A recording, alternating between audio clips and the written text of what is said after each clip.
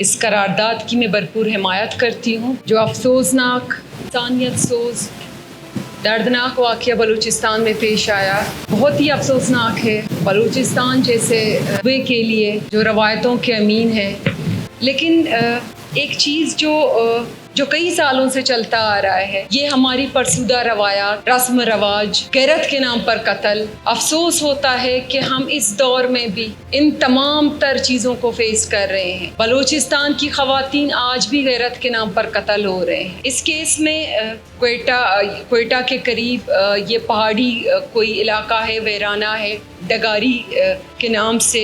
یہاں لڑکے کو لے جایا جاتا ہے، لڑکی کو لے جایا جاتا ہے اور غیرت کے نام پہ ان کو قتل کرتے ہیں. تو یہ اسمبلی، بلوچستان کی تمام خواتین، وومن پارلیمنٹیرین اس عمل کی مذمت کرتے ہیں. ان روایات اور ان رسم رواج کا سدباب ہونا ضروری ہے کہ ان جرگوں کو یہ اختیارات کس نے دیے ہیں. یہ خود ساختہ بلوچی جرگیں ہیں، خود ساختہ ان کے قوانین ہیں. نہ وہ شرعی حساب سے شریعت کے روح سے وہ صحیح ہیں، نہ اس ملک کے آئین کے روح سے وہ صحیح ہیں. خود ہم نے بنائے ہوئے ہیں. ہم خود سزا اور جزا کے فیصلے کرتے ہیں کہ کس کو قتل کرنا ہے، کس کو جلانا ہے، کس کو زندہ درگور کرنا ہے. افسوس ہوتا ہے خواتین نے، دنیا کی خواتین نے چاند تک پہنچ گئی ہیں اور ہماری خواتین آج بھی غیرت کے نام پر قتل کی جا رہی ہیں. لیکن میں سلام پیش کرتی ہوں حکومت بلوچستان کو، میر سرفراز بگٹی کو، کہ ہم نے مثال قائم کی، ہم نے بلوچستان میں مثال قائم کی. کہا جاتا ہے کہ سردار کو تو کوئی ہاتھ نہیں لگاتا، یہ قوانین جو ہیں وہ غریب کے لیے ہیں. حکومت کا اور سرکار کا جو زور ہے وہ صرف غریب پہ چلتا ہے، لیکن ہم نے مثال قائم کی. میر سرفراز بگٹی کی ہمت کو میں سلام پیش کرتی ہوں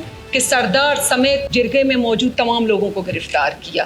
تو یہ حکومت بلوچستان کی طرف سے ایک پیغام ہے پوری دنیا کو کہ ہم نے آنکھیں بند نہیں کی ہیں. اس طرح کی ظلم، جبر کو ہم ہرگز برداشت نہیں کریں گے اور ناقابل برداشت ہے. آج پوری دنیا میں یہ جو ویڈیو ہے وہ گردش کر رہی ہے، پوری دنیا اس کی مذمت کر رہی ہے. تو ایک پیغام یہاں سے بھی جائے کہ حکومت بلوچستان نے کیا کیا، سی ایم سرفراز بگٹی نے کیا کیا، حکومت بلوچستان کی کیبنٹ نے کیا کیا، اس ایوان نے کیا کیا. نہ صرف ہم نے مذمت کی بلکہ ہم نے عملی طور پر ہم نے سخت احکامات جاری کیے اور لوگوں کو گرفتار کیا.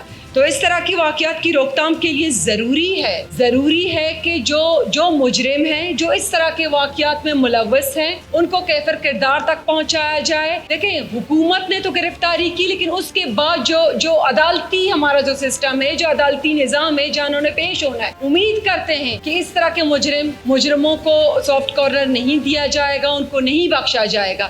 کیونکہ یہ صرف ایک عورت کی زندگی کا سوال نہیں ہے. اس طرح کے کیسز پورے بلوچستان کی خواتین کو خوف زدہ کرتی ہیں. بلوچستان کی خواتین بھی اپنی پسند کا حق رکھتی ہیں، وہ تمام تر بنیادی حقوق کا حق رکھتے ہیں جو اس ملک کے آئین نے ہمیں دیا ہے، جو شرعی طور پر ہمیں حاصل ہے.